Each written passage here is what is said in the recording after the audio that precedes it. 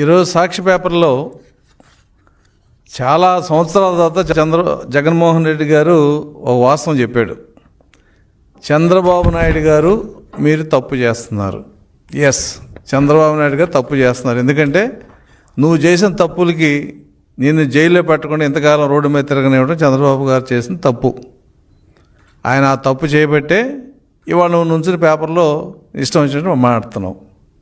అయితే ఒక విషయం సంతోషించదగ్గ విషయం ఏంటంటే 6 సంవత్సరాల తర్వాత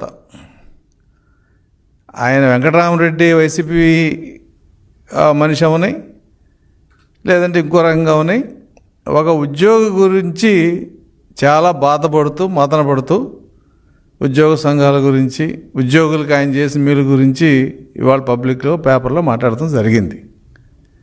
ఎవరి వెంకటరామరెడ్డి?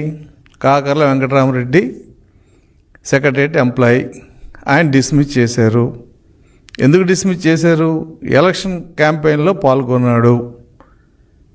ఉద్యోగికి కాండక్ట్ రూల్స్ ఉంటాయి. కాండక్ట్ రూల్స్లో అవినీతి, క్రమశిక్షణ రాహిత్యం, అయితే పని పట్ల నిర్లక్ష్యత, పని చేయకపోవటం, కొన్ని సందర్భాల్లో ఉద్యోగం మీద క్రమశిక్షణ చర్య తీసుకోవచ్చు అనేది కాండక్ట్ రూల్స్లో ఉంటుంది. ప్రతి కాండక్ట్ రూలు కేంద్ర రాష్ట్ర ప్రభుత్వ ఉద్యోగులందరికీ అప్లై అవుద్ది. ఆల్మోస్ట్ అవి ఇవి ఒకలానే ఉంటాయి. అయితే వెంకటరామరెడ్డి గారిని ఏదో చంద్రబాబు నాయుడు గారి ప్రభుత్వం డిస్మిస్ చేసిందని గగ్గోలు పెట్టే జగన్మోహన్ రెడ్డి గారికి మాజీ ముఖ్యమంత్రిగా అసలు ఏం జరిగింది తెలుసుకోకపోవటం దురదృష్టం.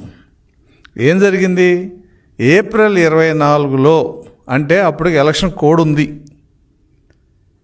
ఈ కాకర్ల వెంకటరామరెడ్డి వైఎస్ఆర్సిపి ఆర్టీసీ యూనియన్ నాయకుడు చంద్రయ్య కలిపి కడప జిల్లాలో 4 డిపోల్లో ప్రత్యక్షంగా జెండాలు పట్టుకుని వైసీపీకి ఓటేయండి అని చెప్పి పాంప్లెట్లు పంచుతూ డిపోలో ప్రచారం చేశాడు. ఇది జరిగింది ఎప్పుడు? ఏప్రిల్ అంటే 2 ఏప్రిల్ 2024 సంవత్సరంలో. అప్పుడున్న returning officer, Kadapa Badvel returning officer collector గారికి రిపోర్ట్ పెట్టాడు. అయ్యే ఈ ఆర్టీసీ ఎంప్లాయీస్ కానీ వెంకటరామరెడ్డి కానీ ప్రభుత్వ ఉద్యోగులే, వీళ్ళు ఒక పొలిటికల్ పార్టీకి జెండాలు పట్టుకుని పాంప్లెట్ పంపించడం నేరం, దీని మీద తగు చర్య తీసుకోండి అని చెప్పి కలెక్టర్ ఎవరైతే ఈఆర్ఓగా ఉన్నాడో ఆయనకి రిపోర్ట్ పెట్టాడు. రిపోర్ట్ పెడతామే కాదు, ఒక 4 ఎఫ్ఐఆర్లు కూడా రిజిస్టర్ చేశారు వెంకటరామరెడ్డి ఆర్టీసీ ఎంప్లాయీస్ మీద. ఒక ఎఫ్ఐఆర్ 137/2024 డేటెడ్ 2/4/24. వాళ్ళ మీద ఆ ఎఫ్ఐఆర్లో ఏంటి? ఎన్ఎంయు డిపో సెక్రటరీ వెంకటరామరెడ్డి, చెల్లా చంద్రయ్య, వీళ్ళిద్దరి మీద ఒక ఎఫ్ఐఆర్. అంటే ఎలక్షన్ కోడ్ వైలేషను, ప్రభుత్వ ఉద్యోగిగా ఎలక్షన్ క్యాంపెయిన్ చేయటం 2. అలాగే రెండో ఎఫ్ఐఆర్ 81/2024. ఇది ప్రొద్దుటూరులో పెట్టారు ఆర్టీసీ ఎంప్లాయీస్ అలాగే వెంకటరామరెడ్డి మీద. మూడో ఎఫ్ఐఆర్ 116/2024 డేటెడ్ 2/4/24. ఇది ఎక్కడ? చెల్లా చంద్రయ్య, వెంకటరామరెడ్డి మైదుకూరు పోలీస్ స్టేషన్లో పెట్టారు వీళ్ళిద్దరి మీద. అలాగే 4వ ఎఫ్ఐఆర్ 166/2024 డేటెడ్ 2/4/24 కడపలో. అంటే 4 ఎఫ్ఐఆర్లు ఎక్కడ పెట్టారు? బద్వేలు, కడప, మైదుకూరు, పొద్దుటూరు. 4 డిపోల్లో నువ్వు వైసీపీ నాయకుడు, యూనియన్ నాయకుడు చంద్రయ్య కలిపి 4 డిపోల్లో పబ్లిక్గా పాంప్లెట్లు పంచుతూ జెండాలు పట్టుకుని మీరు క్యాంపెయిన్ చేశారు కాబట్టి, ఎలక్షన్ కోడ్ వైలేషన్ చేశారు కాబట్టి అప్పుడున్న రిటర్నింగ్ ఆఫీసర్ 4 ప్లేసుల్లో అంటే బద్వేలు, కడప, మైదుకూరు, పొద్దుటూరు ఈ 4 చోట్ల ఎఫ్ఐఆర్ బుక్ అయినాయి. 2/4/2024 ఏ ప్రభుత్వం ఉంది? జగన్మోహన్ రెడ్డి గారు మీ ప్రభుత్వమే కదా ఉంది. ఎలక్షన్ కూడా అమల్లో ఉంది కదా, సెక్రటరియట్ ఎంప్లాయీ కదా, ఆ మాత్రం తెలియకుండా ఉంటుందా? చంద్రయ్య కూడా అంతకుముందు పెద్ద ఆర్టీసీ యూనియన్ ప్రెసిడెంట్గా చేశాడు కదా. తర్వాత మీరు పిలిచి అతన్ని ఆర్టీసీని విడదీయాలని చెప్పి వైఎస్ఆర్ ఎన్ఎంయూని మీరు పెట్టించి అతను ప్రెసిడెంట్ చేశారు. వీళ్ళిద్దరికి తెలియదా ఎలక్షన్ కోడ్ ఉండగా ఎలక్షన్ క్యాంపెయిన్ చేయడం తప్పని? చేశారు. ఒక చోట చేశారా? 4 చోట్ల చేశారు. జెండాల పట్టి తిరిగి పాంప్లెట్లు ఇచ్చి వైసీపీకి ఓటేయండి అని చెప్పి ప్రచారం చేశారు వాళ్ళు. మేము కంప్లైంట్ ఇచ్చామా? తెలుగుదేశం వాళ్ళు కంప్లైంట్ ఇవ్వలేదే. Returning officer, Badvel returning officer complaint ఇచ్చాడు. కలెక్టర్ గవర్నమెంట్కి రిపోర్ట్ ఇచ్చాడు. ఇది జరిగిన వాస్తవం. మీరు మాజీ ముఖ్యమంత్రిగా తెలుసుకోండి. GO number 464, date 21/8/2024. ఈ జీవోలో ఇవన్నీ ఉన్నాయి. అయితే ఎలక్షన్ టైంలో కలెక్టర్ కడప వీళ్ళందరూ ఎలక్షన్ క్యాంపెయిన్లో పాల్గొన్నారని చెప్పి గవర్నమెంట్కి రిపోర్ట్ ఇస్తే, ఎన్నికలు అయిపోయిన తర్వాత మీరు పాపం 11 సీట్లతో సరిపెట్టుకోవాల్సి వచ్చింది.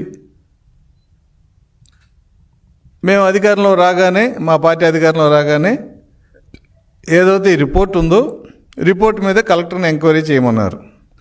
ఆయన రిపోర్ట్ ఇచ్చాడు. రిపోర్ట్ ఇచ్చిన తర్వాత 18/4/2004లోనే ఆ రిపోర్ట్ వస్తే ఆ రిపోర్ట్ మీద వెంకటరామరెడ్డిని సస్పెండ్ చేశారు. ఎవరు సస్పెండ్ చేశారు? సెక్రటరీ పంచాయతీరాజ్, ఎక్కడో ఆయన పనిచేస్తున్నాడో ఆయనతో పాటు ఆర్టీసీ ఎంప్లాయీస్ని కూడా సస్పెండ్ చేశారు. ఎవరు సస్పెండ్ చేశారు? మీ ప్రభుత్వంలో ఉన్న సెక్రటరీ సస్పెండ్ చేశాడు. 18/4/2004లో ఎవరున్నారు? ఎలక్షన్ కోడ్ ఉంది, మేము లేవు.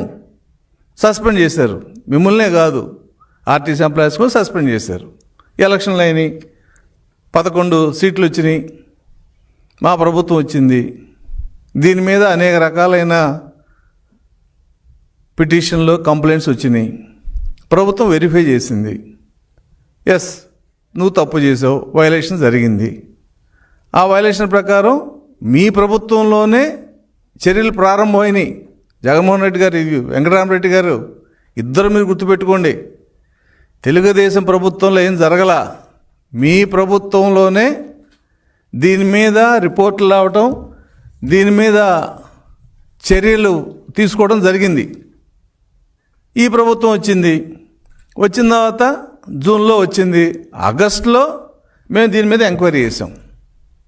ఏది అసలు ఇదంతా ఎలా జరిగింది, ఏంటి, ఇది వాస్తవం కాదా? ఎందుకంటే అది చట్టపరంగా ఏ ప్రభుత్వ ఉద్యోగినైనా సస్పెండ్ చేస్తే ఏ కారణాలను సస్పెండ్ చేశారో ఆ కారణాలు అబద్ధమా నిజమా అనే విషయాన్ని ఎంక్వైరీ చేస్తారు. ఆ ఎంక్వైరీ చేశారు. అది ఎప్పుడు ఇచ్చారు? ఆగస్టు 24లో ఈ ప్రభుత్వం ఆర్డర్ చేసింది. ఎంక్వైరీ రిపోర్ట్ వచ్చింది. ఎంక్వైరీ రిపోర్ట్ వచ్చిన తర్వాత చాలా క్లియర్గా కలెక్టర్ కానీ ఎంక్వైరీ రిపోర్ట్లో వచ్చిన వాళ్ళు కానీ వీళ్ళు పాల్గొన్న మాట వాస్తవమే. వీళ్ళు పాల్గొనటమే కాదు,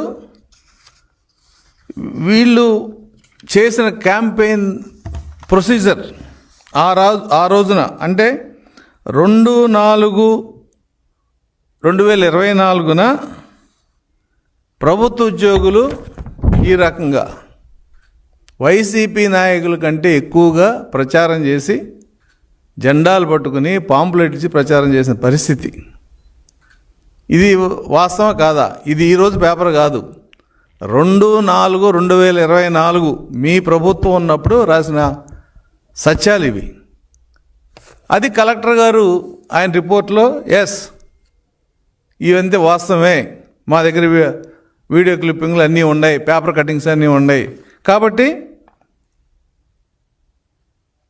ఈ ఎలక్షన్ క్యాంపెయిన్లో పాల్గొన్న ఆర్టీసీ ఎంప్లాయీస్ వెంకటరామరెడ్డి మీద క్రమశిక్షణ చర్యలు తీసుకోండి అని చెప్పి రాయటం జరిగింది. అప్పుడు ఈయనకి మన ప్రొసీజర్ ప్రకారం, కాండక్ట్ రూల్స్ ప్రకారం ఛార్జెస్ ఫ్రేమ్ చేశారు. ఆ ఛార్జెస్ ప్రూవ్ అయినాయి కాబట్టి మొన్న 20వ తారీఖున ఏ పనిష్మెంట్ అయితే ఇవ్వచ్చో ఆ పనిష్మెంట్ ఇచ్చి ఆ ఎంక్వైరీ కంప్లీట్ చేశారు. పనిష్మెంట్లో చాలా రకాలు ఉన్నాయి. డిస్మిస్ చేయొచ్చు, డిమోషన్ చేయొచ్చు, ఉన్న క్యాడర్ తగ్గించవచ్చు, పెన్షన్ తీసేయచ్చు, రకరకాల పనిష్మెంట్లు ఉన్నాయి. చేసిన నేరం బట్టి పనిష్మెంట్ ఇవ్వాలని చెప్పి ప్రభుత్వం వలన గైడ్లైన్స్ అలా ఉంటాయి. కాబట్టి వాళ్ళు డిస్మిస్ చేశారు. ఓకే, డిస్మిస్ చేశారు. నువ్వు మాజీ ముఖ్యమంత్రివి. అతను ఎక్కడో సెక్రటేరియట్లో 12 మందిల్లో, ఆయన చీఫ్ సెక్రటరీ కాదు, లేదా ప్రిన్సిపల్ సెక్రటరీ కాదు, ఒక సెక్షన్ ఆఫీసర్. అతను డిస్మిస్ చేస్తే చంద్రబాబు నాయుడు నువ్వు తప్పు చేస్తున్నావు అని చెప్పి నువ్వు చెప్పడం. అసలు జగన్మోహన్ రెడ్డి గారు మీ గురించి ఇవాళ ఒక ప్లస్ పాయింట్ ఏంటంటే మీరు ఇవాళ వాస్తవాల్లోకి వచ్చారు. ఇప్పుడు దాకా గాలిలో ఉన్నారు, ఎక్కడెక్కడో. మేము వస్తే పొడి చేస్తాం, మేము వచ్చి ఇరిచేస్తాం, మీ సంగతి తేలుస్తాం, ఇవన్నీ మాట్లాడారు. అట్లాగే మీరు 29 మీ ప్రభుత్వం వస్తే మళ్ళీ రీఇన్స్టేట్ చేసుకోండి. ఏంటి దాని గురించి ఎందుకు అంత ఇబ్బంది? ఇప్పుడు మీ తరఫున గతంలో మీ నాన్నగారి తరఫున కొంతమంది ఉద్యోగస్తులు ఉద్యోగాన్ని రిజైన్ చేసి కంటెస్ట్ చేస్తే వాళ్ళు ఓడిపోయిన తర్వాత మళ్ళీ వాళ్ళకి ఉద్యోగం ఇచ్చారు. ప్రభుత్వంలో కొన్ని ఆనవాయితీలు ఉన్నాయి. సో మీరు కూడా వస్తే వెంకటరామరెడ్డి ఉద్యోగం ఇచ్చుకోండి, ప్రమోషన్ ఇచ్చి ఇదిగో ఇంక 3 ఏళ్ళు ఉంది, ఈ 3 ఏళ్ళ జీతం అన్నీ సర్వీస్లో ఉన్నట్టుగా ట్రీట్ చేసి మీరు జీవో ఇచ్చుకోండి. ఏమన్నా అధికారం మీకు ఉంటుంది కదా ఆ రోజున. దానికి చంద్రబాబు నువ్వు తప్పు చేస్తున్నావు, వెంకటరామరెడ్డి చేసిన అన్యాయం అని చెప్పి ఇవాళ మీరు గుండెలు బాదుకోవడం దేనికి? మీరేం చేశారు మీ హయాంలో? వెంకటరామరెడ్డి ఒకడే ఉద్యోగ రాష్ట్రంలో? మీరు సచివాలయంలో ఎంప్లాయీస్ని రామకృష్ణని సస్పెండ్ చేసి జైల్లో పెట్టించినప్పుడు, అలాగే ఫైనాన్స్ డిపార్ట్మెంట్లో కొంతమందిని అపాయింట్మెంట్ ఇవ్వకుండా సస్పెండ్ చేసినప్పుడు, ఎల్వి సుబ్రహ్మణ్యం విషయం ఏమైంది? అసలు ఏబీ వెంకటేశ్వరరావు మీరేం చేశారు? హైకోర్టు సుప్రీంకోర్టుకి వెళ్ళి పోరాడి 5 సంవత్సరాలు మీరు వీఆర్లో ఎన్ని వందల మందిని మీరు వీఆర్లో పెట్టారు. డాక్టర్ సుధాకర్ని ఎందుకు కొట్టించారు? మాస్క్ అడిగినందుకు. ఇవన్నీ ఈ నేరాల ఘోరాలని మా టైంలో జరిగినాయా? ఇవాళ ఒక వెంకటరామరెడ్డికి డిస్మిస్ చేసేపాటికి ఏదో ధర్మం అంతా అధర్మం అయిపోయినట్టు మాట్లాడుతున్నావు మిస్టర్ జగన్మోహన్ రెడ్డి. అసలు నువ్వు చేసిన అరాచక పాలన భారతదేశంలో ఏ ముఖ్యమంత్రి చేయలే. వెంకటరామరెడ్డిని అడ్డుపెట్టుకుని ఆ రోజు జరిగిన ఉద్యమంలో ఏది బీఆర్టీఎస్ ఉద్యమానికి ఉద్యోగస్తులు 1,00,000 మంది వస్తే బెదిరిపోయి ఉద్యోగ నాయకులందరిని పిలిపించి బెదిరించి వాళ్ళని బ్లాక్మెయిల్ చేసి పీఆర్సీ రివర్స్ బయాస్ ఇచ్చావు. భారతదేశంలో రివర్స్ బయాస్ ఇచ్చిన ఏకైక ముఖ్యమంత్రి నువ్వే. నువ్వు వెళ్ళిపోయిన నాటికి 30,000 కోట్ల బాకీలు ఉన్నాయి ఉద్యోగస్తులకి. ఆ 30,000 కోట్లు పెట్టుకుంటే ఇప్పటికి పీఆర్సీ వచ్చేది ఉద్యోగస్తులకి. ఇప్పటికి 20,000 కోట్లు ఈ ప్రభుత్వం చెల్లించింది. వాళ్ళ సిపిఎస్ బాకీలు అన్నీ అప్డేట్ చేసాం. ఇవాళ సిపిఎస్ పేమెంట్లో అప్డేట్గా ఉంది ఆంధ్ర రాష్ట్రం ఒక్కటే. AP stands first. నీ టైంలో 10 నెలల బాకీలు పెండింగ్ పెట్టావు. జీపీఎఫ్ డబ్బులు ఇవ్వలా, ఏపీజేలో డబ్బులు ఇవ్వలా. నిన్న కాక మొన్న 7,000 కోట్లు ఇచ్చింది ప్రభుత్వం ఈ ప్రభుత్వం ఉద్యోగస్తులకి. ఏం చేసావు నువ్వు? మాడుతున్నావు. నీకు అసలు హక్కు ఉందా? చంద్రబాబు నాయుడు చేసిన తప్పే. ఎందుకంటే మేము పద్ధతిగా ప్రజాస్వామ్యంగా పోతాం. నీలాగా అరాచకంగా పోయి ఎమ్మెల్సీ మర్డర్ చేయిస్తే ఆయన తీసుకొచ్చి హౌస్లో కూర్చోబెట్టి పక్కన కూర్చోబెట్టుకున్నావు నువ్వు. అటువంటి రాజకీయాలు చంద్రబాబు నాయుడు గారు చేయడు. కాబట్టి నువ్వు ఇవాళ ఎగిరెగిరి పడుతున్నావు మాట్లాడతాకి. అదే నీ గవర్నమెంట్లో మేముంటే నన్ను కూడా నువ్వు అరెస్ట్ చేయించావు. ఎవడో ఆ కేఎస్ ఉన్నాడు కానీ పెట్టుకుని ఆ రోజున వారితో కంప్లైంట్ ఇప్పించుకుని నన్ను సిఐడి కేసు పెట్టించావు లోకాయుక్త ద్వారా ఆర్డర్ తెప్పించుకుని. ఆడు నీ దెబ్బకు పారిపోయాడు పక్కకి. ఇవి నువ్వు చేసిన పనులు. వెంకటరామరెడ్డి ప్రొఫైల్ తెలుసా నీకు? సెక్రటరియట్ ఎంప్లాయీస్ హౌసింగ్ కాలనీ గచ్చిబౌలిలో ఉన్న దానికి డైరెక్టర్ అయ్యి అప్పుడున్న ప్రెసిడెంట్ని దించేసి ఇతను ప్రెసిడెంట్ అయ్యాడు. ఇక అక్కడి నుంచి బిగినైన అరాచకాలు. నీకంటే ఘనుడు వెంకటరామరెడ్డి. ఆ ఖాళీ స్థలాలన్నీ ప్లాట్లలాగా ఇచ్చేసి పబ్లిక్ యూటిలిటీ ఉన్న స్పేస్ని అంతా కూడా అమ్మేసుకుని గందరగోళం చేసి కంప్లైంట్స్ వస్తే విజిలెన్స్ ఎంక్వైరీ చేసి మొత్తం సొసైటీ బాడీ అంతా రద్దు చేసి పర్సనల్ ఇన్ఛార్జ్ పెట్టించిన పరిస్థితి తెచ్చిన వాడు వెంకటరామరెడ్డి. సెక్రటరీ ఎలక్షన్లో ఎలా గెలిచాడు అందరికీ తెలుసు కదా. మీ హస్తం సంగతి తెలుసు కదా.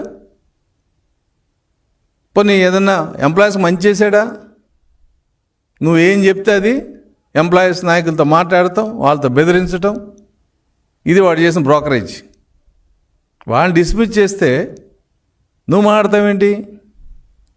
నీ వల్ల కొన్ని వేల మంది నష్టపోయారు ఉద్యోగస్తులు. కరోనాలో వర్క్ ఫ్రమ్ హోమ్ ఇమ్మంటే ఎంతకాలం చేస్తారని చెప్తే నీ నాడు నేడుకి హెడ్ మాస్టర్లు ఎంతమంది చనిపోయారు? పోలీస్ డిపార్ట్మెంట్లో ఎంతమంది చనిపోయారు? కరోనాకు బయట తిరగకూడదంటే నీ బలవంతపు ఇన్స్ట్రక్షన్ వలన బయటకు వచ్చి ఎంతమంది చనిపోయారు తెలుసా? నీకు లెక్క తెలుసా? ఇవాళ వచ్చి నువ్వేదో మాట్లాడుతున్నావు ఉద్యోగస్తుల గురించి. నువ్వు ఉద్యోగస్తుల గురించి మాట్లాడే అర్హత నీకు ఒక్కటి కూడా లేదు మిస్టర్ జగన్మోహన్ రెడ్డి. ఉద్యోగస్తుల పాలిట నువ్వు నరకాసురుడివి.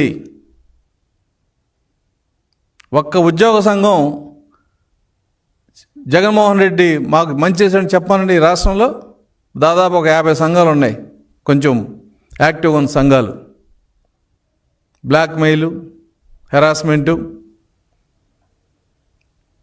కాబట్టి వెంకటరామరెడ్డి ప్రొఫైల్ తెలియకుండా ఆయన వైఫ్ ముషీరాబాద్ వైసీపీ టికెట్ అడిగింది కదా, తెలుసు కదా. ఇవాళ కాదు, వెంకటరామరెడ్డి మొదటి నుంచి మీ పార్టీకి సంబంధించిన ఒక పెద్ద రాజకీయ నాయకుడికి దగ్గర బంధువు. ఇవన్నీ ఉన్నాయి. ఎలక్షన్ క్యాంపెయిన్ అంటే ఉద్యోగ సంఘాలుగా మాకు కొన్ని అభిప్రాయాలు ఉంటాయి. అవి 4 వాల్స్లో మేము మాట్లాడుకుంటాం. ఈ పార్టీ మంచిదా, ఆ పార్టీ మంచిదా, ఎవరు ఉద్యోగస్తులకి బాగున్నారు, ఎవరికి మనం మద్దతు ఇవ్వాలి, ఇవన్నీ మేము ఇంటర్నల్గా మాట్లాడుకుంటాం. అలా ఇంటర్నల్గా మేము 2014, 2019లో మేము మాట్లాడుకున్నప్పుడు విశాఖపట్నం, కర్నూలులో కానీ నేను గోపాల్ రెడ్డి ఉన్నప్పుడు మా మీద కూడా ఛార్జెస్ పెట్టారు ఆ రోజున. మీరు ఇంటర్నల్గా కూడా మాట్లాడుకోకూడదని మేము గట్టిగా చెప్పాం ప్రభుత్వాలకి. మా ఇంటర్నల్గా మా ఇష్టం వచ్చి మాట్లాడుకుంటాం, నీకు అనవసరం అని చెప్పి మేము ఎక్కడ పబ్లిక్ క్యాన్వాస్ చేయలే. నువ్వేదో బెంగళూరు విషయం చెప్తున్నావు. బెంగళూరులో అది క్లోజ్ డోర్స్ మీటింగ్. అది ఎవడో వీడియో తీసిస్తే నాకేం సంబంధం? అది మేము వెంకటరామరెడ్డి లేక 4 డిపోల్లో జెండాలు పెట్టిన, పాంప్లెట్ పెట్టిన క్యాంపెయిన్ చేయలేదే. అదొక సమావేశం ఇంటర్నల్గా. మీ ప్రభుత్వంలో మెమో ఇచ్చారు, మీ ప్రభుత్వంలో సమాధానం ఇచ్చాం, క్లోజ్ చేశారు. వెంకటరామరెడ్డి అలా కాదు కదా. 4 డిపోల్లో ఆ ఎన్ఎంయూ లీడర్ చంద్రయ్య, ఇంకో 10 మంది ఎంప్లాయీస్ జెండాలు పట్టుకుని పాంప్లెట్లు ప్రతి ఎంప్లాయీకి పంచి వైసీపీ ఓటేయమని చెప్పిన పరిస్థితి. అలా చేసే ఏ ఎంప్లాయీ అయినా తప్పేది. కాండక్ట్ రూల్స్లో ఎంప్లాయీస్ రాజకీయ ప్రచారంలో కానీ రాజకీయంగా ప్రేరేపిత చర్యలు కానీ చేయకూడదు. ప్రత్యేకించి ఎలక్షన్ కోడ్లో అసలు చేయకూడదు. ఏదో మా అన్నయ్య తమ్ముడు ఎమ్మెల్యే అయితే మిగతా టైంలో కలవటం వేరు, కానీ ఎలక్షన్ కోడ్లో అతను మా అన్నయ్య అయిన తమ్ముడైనా దూరంగా ఉండాలి. అదే ఉద్యోగస్తులకు ఉన్న కాండక్ట్ రూల్స్ అవి. ఆ రూల్స్ మీ వెంకటరామరెడ్డికి తెలుసా లేదనేది మీరు అడగాలి పిలిచి వెంకటరామరెడ్డిని. వెంకటరామరెడ్డి భార్యకి ముషీరాబాద్ టికెట్ ఇవ్వడానికి దాదాపుగా ఖరైన విషయం అబద్ధమని నిజమని చెప్పండి. వెంకటరామరెడ్డి బిల్డింగ్ సొసైటీలో విజిలెన్స్ రిపోర్ట్ వేస్తే ఆ బాడీ రద్దు చేసి ఆఫీస్ ఇన్ఛార్జ్ పెట్టారా లేదనేది మీరు చెప్పండి. మీరు 30,000 కోట్ల బాకీలు పెట్టలేదా? అందుట్లో వాళ్ళకి ఈ ప్రభుత్వం, మా ప్రభుత్వం 22,000 కోట్లు ఇప్పటికి ఉద్యోగులకు చెల్లించింది. ఆ బాకీలు లేకపోతే వాళ్ళ ఉద్యోగస్తులకు పిఆర్సీ ఇచ్చి వాళ్ళకి కొద్దిగా గొప్ప లాభం చేకూర్చే పరిస్థితి తెలుగుదేశం ప్రభుత్వం ఉంది. అవకాశం మీరే పోగొట్టారు. కాబట్టి మీరు ఏదో మీకు సాక్షి ఉంది, పత్రిక ఉంది, టీవీ ఉందని మాట్లాడితే జనం హర్షించరు. ఉద్యోగస్తులకు ఈ వివరాలు తెలియవు. మీ ప్రభుత్వంలోనే వెంకటరామరెడ్డి మీద, ఆర్టీసీ ఎంప్లాయీస్ మీద యాక్షన్ స్టార్ట్ అయింది. ఏప్రిల్ 24లోనే RDO Badvel, collector Kadapa report మీదే మీ ప్రభుత్వంలోనే ఇతను సస్పెండ్ అయ్యాడు. మీ హయాంలో ఎలక్షన్ ముందే సస్పెండ్ అయ్యాడు, మాకు సంబంధం లేదు. మరి ఆ రోజు మీరు ఆపద్దరు ముఖ్యమంత్రి కదా, మరి సెక్రటరీ చెప్పి ఆపమని చెప్పచ్చు కదా, ఎందుకు చెప్పలా మీరు? తర్వాత మేమేం చేస్తాం? ఆ రికార్డు తీసేస్తాం. మేము ఎలక్షన్ కమిషన్ ఇచ్చిన రికార్డు మేము తీసేస్తామా? మేము రక్షించడానికి. నువ్వు గెలిచి వచ్చి ఆ పని చేసుకో. ఇప్పుడు చెప్తున్నావు కదా 29 మేము వస్తాము, పొడి చేస్తాం, ఎరగదీస్తామని. అప్పుడే వెంకటరామరెడ్డికి ఉద్యోగం ఇచ్చుకో, ఏరియాస్ నీ పే చేసుకో, ఎవడ కాదన్నాడు. కాబట్టి మీకు మీడియా ఉందనో, పత్రికల్లో వేసుకునే హక్కు ఉందనో, అవకాశం ఉందనో మీ సొంత రాతలు రాస్తే ప్రజలు ఎవరు నమ్మరు. వెంకటరామరెడ్డి నీకంటే ఎక్కువ అరాచకాలు చేశాడు సెక్రటేరియట్లో. ఆయన కావాల్సిన వాళ్ళకి కావాల్సిన సీట్లలో మానిటరీ ట్రాన్సాక్షన్ చేసి పోస్టింగ్లు ఇచ్చుకున్నాడు. ఇది వాస్తవం. కాబట్టి వెంకటరామరెడ్డిని డిస్మిస్ చేయటం అనేది ఉద్యోగస్తుల యొక్క సర్వీసు నిబంధనల ప్రకారం జరిగింది. మరి నువ్వు ఏబి వెంకటేశ్వరని 5 years ఎందుకు పెట్టావు? ఎల్వి సుబ్రహ్మణ్యం హెచ్ఆర్టీకి ఎందుకు వేసావు? ఆ డాక్టర్ గారు మాస్క్ ఎందుకు ఆయన ఎందుకు కొట్టించావు? ఈయనంటికి నువ్వు సమాధానం చెప్పు. చెప్తే వెంకటరామరెడ్డిని డిస్మిస్ చేయటం అనేది ఏ సందర్భంలో జరిగిందో ప్రభుత్వం చెప్పుద్ది. అది చెప్పకుండా ఊరికనే స్టేట్మెంట్లు ఇస్తే అది మంచిది కాదు. జగన్మోహన్ రెడ్డి గారు, వెంకటరామరెడ్డి కుటుంబం మొత్తం వైసీపీ, మాకు తెలుసు, అది ప్రజలకు తెలియకపోవచ్చు. అయితే అభిమానం ఉండొచ్చు. మేము కూడా ఉద్యోగ సంఘాలుగా కొన్ని ప్రభుత్వాలు సమర్థించిన పరిస్థితులు ఉన్నాయి, కొన్ని ప్రభుత్వాలను వ్యతిరేకించిన సందర్భాలు ఉన్నాయి. ఆ సందర్భాలు మేము ఇంటర్నల్గా మాట్లాడిన విషయాలే తప్ప పబ్లిక్ అంటే జెండా పట్టుకుని చొక్కా వేసుకుని తిరగలే మేము. కాబట్టి ఇవాళ ఏది జరిగినా అది ప్రభుత్వ ఉద్యోగుల కాండక్ట్ రూల్స్ ప్రకారం జరిగింది. దానికి ఎవరైనా ఒకటే. గతంలో కూడా చాలామంది ఎంప్లాయీస్ తెలుసో తెలియకో వాళ్ళ చుట్టాలు ఎవరో ఇలా ఎలక్షన్ క్యాంపెయిన్లో ఉంటే, ఎలక్షన్ క్యాంపెయిన్ దగ్గర ఉంటే ఆ ఫోటోలు తీసి ఎలక్షన్ కమిషన్ పంపిస్తే వాళ్ళ మీద చట్టపరమైన చర్యలు తీసుకున్న సందర్భాలు ఉన్నాయి. కానీ అక్కడ ఇంటెన్షన్ ఉండదు. ఏదో మా తమ్ముడు ఎమ్మెల్యే అయితే నేను వెళ్తాను ఆడి ఇంటికి, అది ఫోటో తీసి పెడితే ఎలక్షన్ కోడ్లో తప్పే, నేరం అది. కానీ అది ఇంటెన్షన్ చేసింది కాదు అది. కానీ ఇక్కడ ఎలక్షన్ కోడ్ ఉండగా 4 డిపోల్లో ప్రచారం చేయటం అనేది ఉద్దేశపూర్వకంగా చేసింది కాబట్టే మేజర్ పెనాల్టీ డిస్మిస్ అనేది ప్రభుత్వం ఇచ్చింది. దాన్ని ఆయన వ్యక్తిగతం, దాన్ని ఆయన ఎలా తీసుకుంటాడా, కోర్టుకు వెళ్తాడా లేకపోతే అప్పీల్ చేసుకుంటాడా, అది ఆయన ఇష్టం. కానీ రాజకీయంగా నీకు మాట్లాడే అర్హత లేదు. నీ చిట్టా చదవాలంటే ఒక పూట చాలు. జగన్మోహన్ రెడ్డి, దయచేసి ఇటువంటి విషయాలు తలదొచ్చుకుని ఉంటేనే నీకు నీ పార్టీకి ఇప్పుడున్న గౌరవం మిగులుతుందని నేను అడ్వైజ్ చేస్తున్నాను.